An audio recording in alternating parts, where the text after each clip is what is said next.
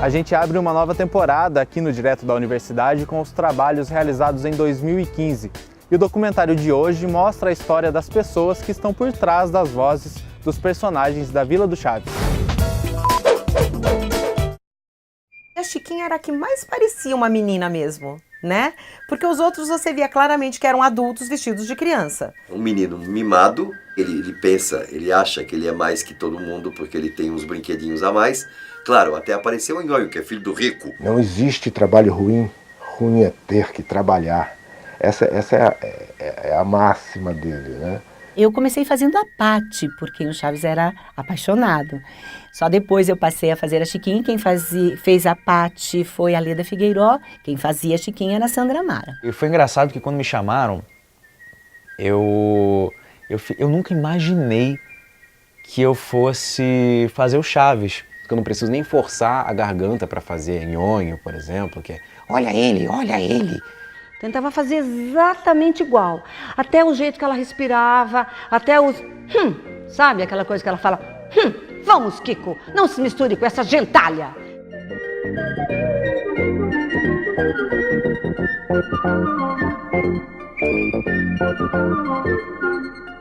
Vozes da Vila. E que tal se a gente brincasse, Chaves? Olha ele, hein? Ai, cale-se, cale-se, cale-se, você me deixa louco! Tinha que ser o Chaves mesmo! Vamos, Kiko, não se misture com essa gentalha. Isso. Sim, pois é. Quando o Chaves pintou, era mais um trabalho, era mais uma dublagem. Quer dizer, a gente não estava preocupado se aquilo ia fazer sucesso, se não ia. Aliás, a gente achava que não. Em fazendo o primeiro piloto, eu mandei para o Silvio avaliar. Ele enviou alguns outros diretores da empresa que detestaram o produto. E quando a gente foi ver esse programa de um monte de adultos fazendo papel de criança, num cenário tosco, então a gente estranhou bastante. Falou, poxa, mas que série é essa? Nossa, mas adulto fazendo criança, isso é tão batido. Puxa vida, sabe? Mas no mesmo instante você falava, opa, não, mas é legal. Então a gente começou a rir. Ninguém tinha ideia, ninguém. Por isso eu acho que a gente se divertia tanto para fazer também, né? Porque a gente não tinha compromisso, né? Então largava a imaginação lá e deixava ela rolar. A gente foi descobrindo as sutilezas, as mensagens, a gente viu como era inteligente a série. É claro que a primeira impressão foi péssima. Som estereofônico já na TV, a gente estava, para nós, na década de 80, era a nova TV do Brasil, era o máximo, uau! E aí aparece um programa com todas as características da TV Tupi na década de 50. 30 anos atrás, 30 anos antes. Que isso? É um retrocesso. Por que comprou uma coisa dessa? Foi contra tudo e contra todos que a gente lançou o Chaves. Kiko, vamos jogar futebol. Aí a gente fazia muitos gols e... Do que você tá brincando? Olha, Chaves, eu tô com cada carrinho em sua estrada. Oba! Não, Chaves, porque você é muito porquinho e vai sujar minha roupinha novinha que acabou de chegar da barbearia. Da barbearia? Por acaso não seria da tinturaria, seu tonto? Não, tonto, é da barbearia porque é Casimira penteada.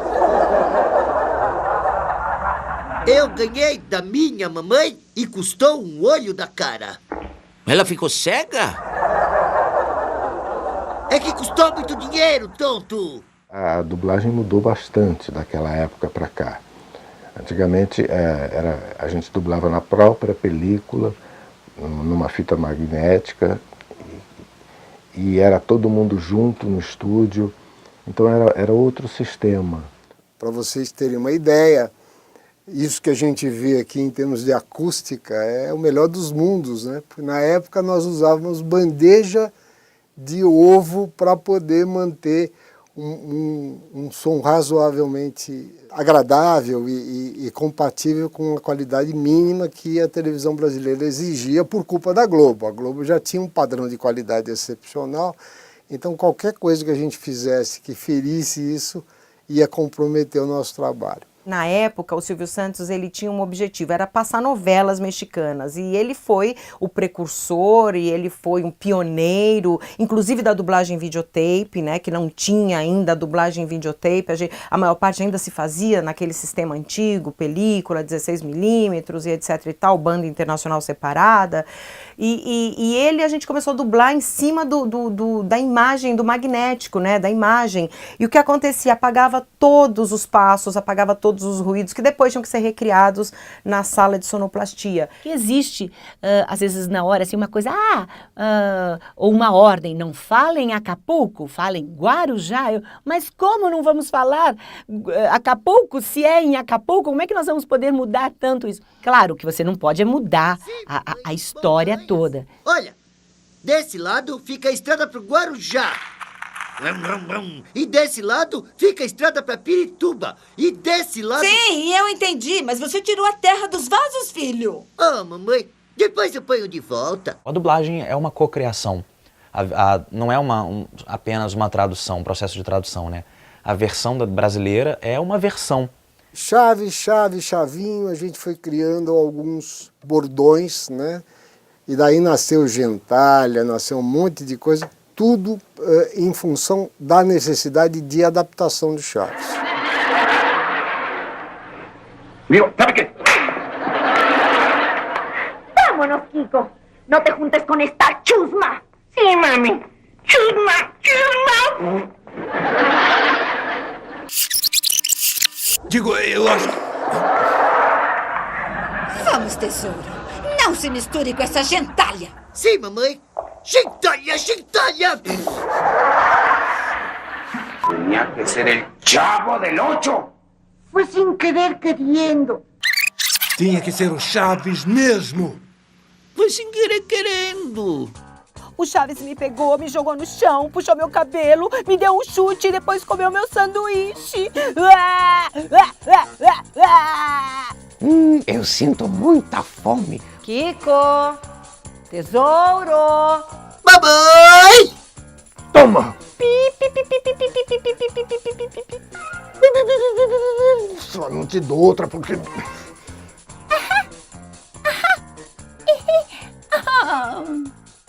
Na época, a dublagem não era muito divulgada. Eu mesmo era ator e não sabia do que se tratava. Falei, como assim dublagem? E a gente não queria muito falar que dublava, porque dublagem era meio que cemitério de ator, sabe? Quem não estava conseguindo trabalhar lá fora estava aqui dentro dublando. Hoje em dia não, hoje em dia todo mundo quer fazer dublagem. A dublagem absorve muito tempo da gente. Você trabalha muito e aí não te sobra muito tempo, por exemplo, para ensaio, para teatro. Então a vida foi levando a isso, né? A tornar a dublagem a atividade principal. Mas hoje, realmente ela é. E a direção de dublagem é a atividade principal para mim. Com a entrada da TV a cabo, nossa, a gente não tem tempo, não tem tempo para mais nada. Hoje em dia eu devo dizer que eu faço mais dublagem, mas nem é muito por escolha. É porque acaba ficando imerso naquilo. Quando eu vejo minha agenda tá lotada para a semana seguinte. Tem que ser ator, porque o que a gente mais vê hoje é gente que decora o texto e encaixa bem o texto. Mesmo que você interprete bem, seja um excelente ator, você tem que ser um excelente ator junto com aquele ator original. Ou o desenho. A dublagem que pode servir para ensinar um português mais correto, para ter uma verdadeira globalização, porque tira o cara lá da China gesticulando em chinês e ele passa a falar português na sala da tua casa. É um trabalho de inclusão, sem contar que é uma questão também de valorização da nossa língua, do nosso idioma e da nossa cultura.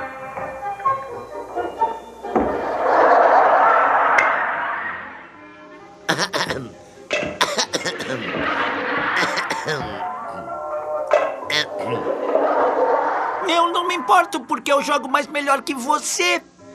Não se diz mais melhor. E como é? É menos pior. 98% do trabalho do dublador é com a voz normal. O que chama atenção são os tipos, né? São os personagens que você faz, uma vozinha assim, você faz um patinho, uma coisa, né? Você faz umas coisas assim. Fred Flintstone, né? Ei, Vilma! Né? Uma coisa grave. Essas coisas chamam a atenção. Você não precisa ter uma voz de galã, porque aí você fica rotulado. O ideal é você ter uma voz neutra, que você joga pra cima, você joga pra baixo, você faz uma velhinha. E eu acho que a melhor dublagem é aquela que não incomoda.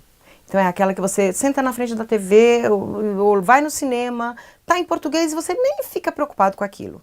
Quando você pega um personagem que já é conhecido com uma voz e você faz, mesmo fazendo assim maravilhosamente, você não consegue se aproximar tanto do registro daquela voz original, você é cobrado, né?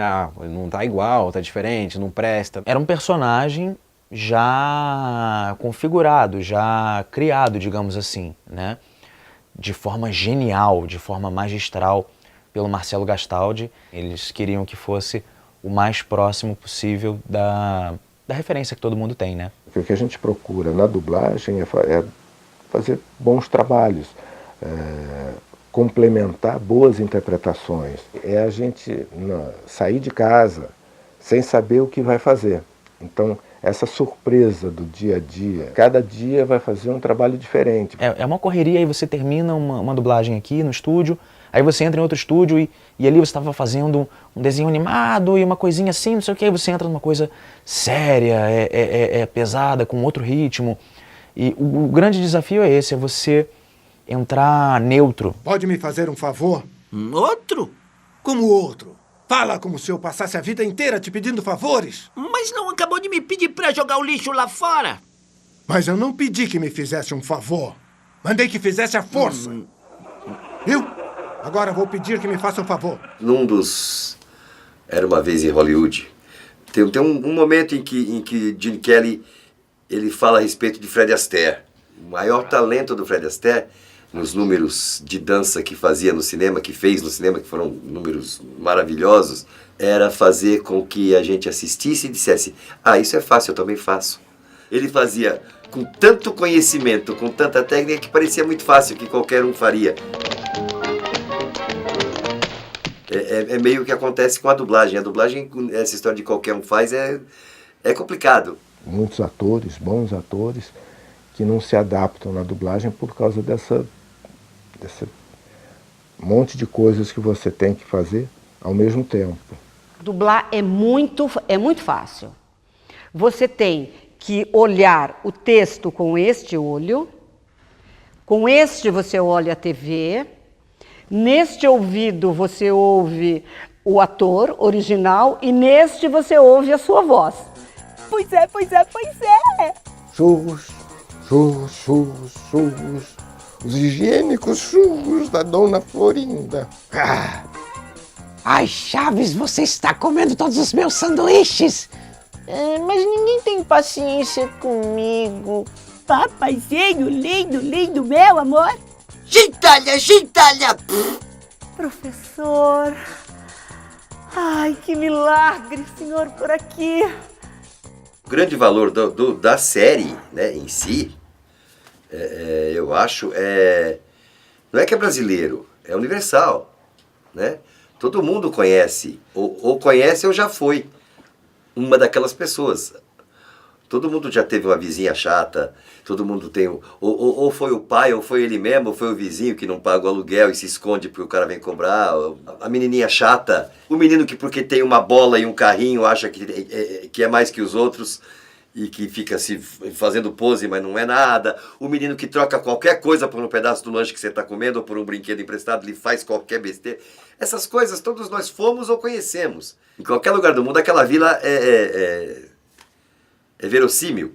Aqueles bordões repetitivos, né, não são nem à toa, é porque é a nossa rotina do dia a dia, então tudo tem um porquê. Roberto Gomes Bolanhos é um gênio.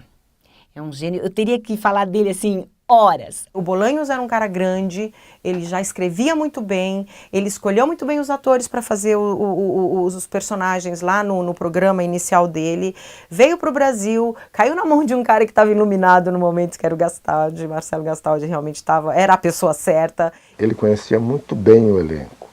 Eu acho que essa era uma das chaves assim, principais para a coisa dar certo, porque escalou cada pessoa no papel certo. A gente tem orgulho dessa equipe aí que foi ousada, né?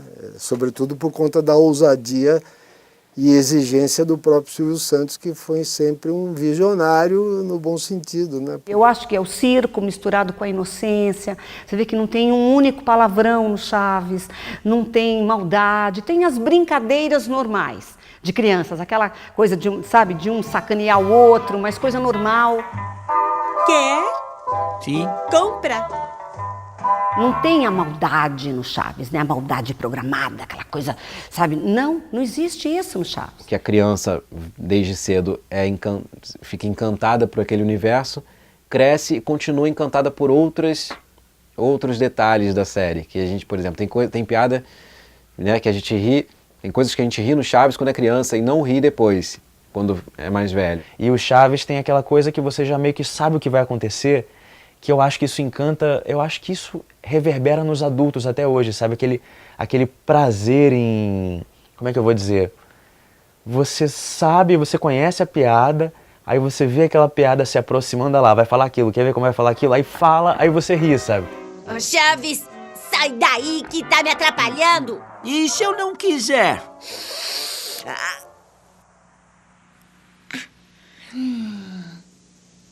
Achou que eu ia chorar, mas eu não vou. Porque enquanto eu fico chorando, você fica aí tranquilo. Assim é melhor, eu não me canso tanto. Mas como... Ai. Por isso, esse sucesso que vem há décadas, porque hoje é a mesma questão do aluguel atrasado, é aquele amor platônico que ela tem por aquele Girafales maravilhoso, que ela sonha e na hora, nada. Professor Girafales. Dona Florinda. Eu quero entrar para tomar uma xícara de café. Não será muito incômodo? É claro que não. Queira entrar. Depois da senhora. O programa tem a mistura de Jerry Lewis com Chaplin, com um outro humorista mexicano que foi muito famoso no mundo inteiro, que é o Cantinflas. Claro que tinha que ficar bom. Essa idolatria, porque essa coisa que acontece com Chaves, Cavaleiros do Zodíaco, né? Eu só vi na minha vida inteira com futebol. Elas não são mais séries, elas não têm mais fãs, elas viraram religião. A vingança nunca é plena. Mata a alma e a envenena.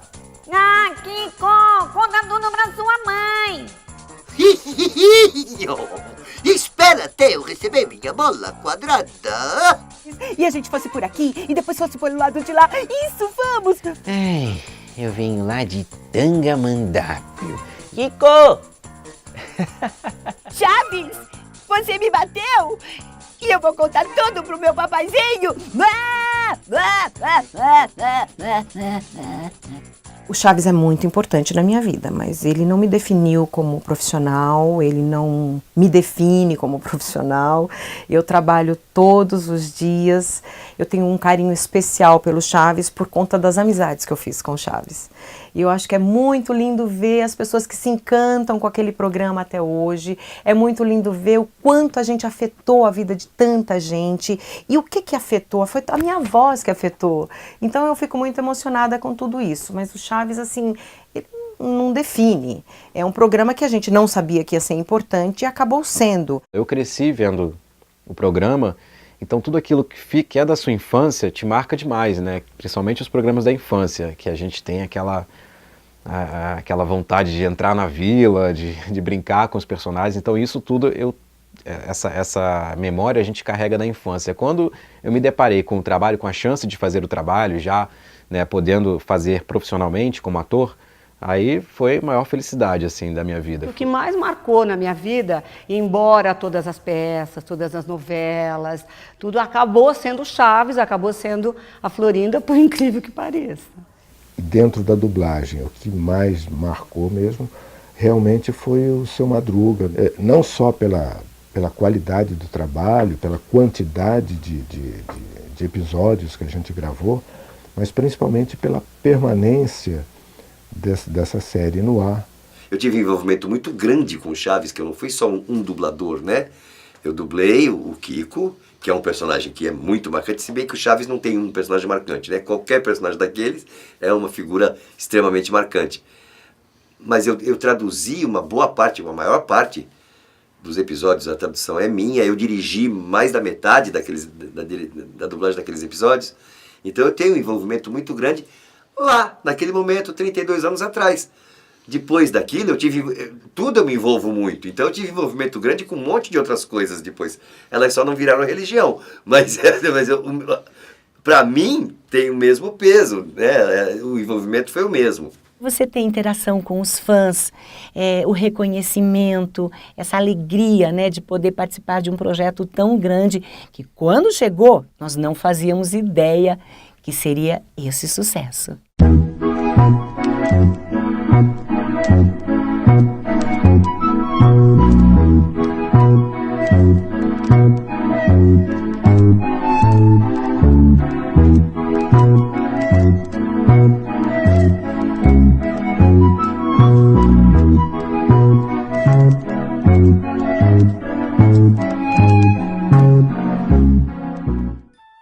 Com o tempo, as coisas boas ocupam o espaço merecido como Chaves ocupou. Não só o Gastaldi e não só os dubladores do Chaves, como também os atores, né, do programa, foram as minhas primeiras referências assim, artísticas, né? Eu, querendo um trabalho de ator, complementar um trabalho de um ator excelente, já é um motivo de satisfação. É um personagem legal que eu fiz, é uma parte da minha carreira que é legal. Sim, o Chaves tem um diferencial. Para mim é a melhor série mesmo que existe. E eu adoro, acompanho séries, mas para mim é emblemático demais. Você se envolve, você se apaixona, você chora. Eu choro por causa de Chaves. Sou chorona igual a Chiquinha. Querendo ou não, você passa a se identificar um pouco com a pessoa. E hoje eu acho até que eu sou um pouco parecida com ela. Todos nós temos alguns traços da personalidade. A gente não é parecida fisicamente. Mas se eu me visto de Chiquinha, eu fico ótima, gente. Eu juro, fica lindo, fica perfeito.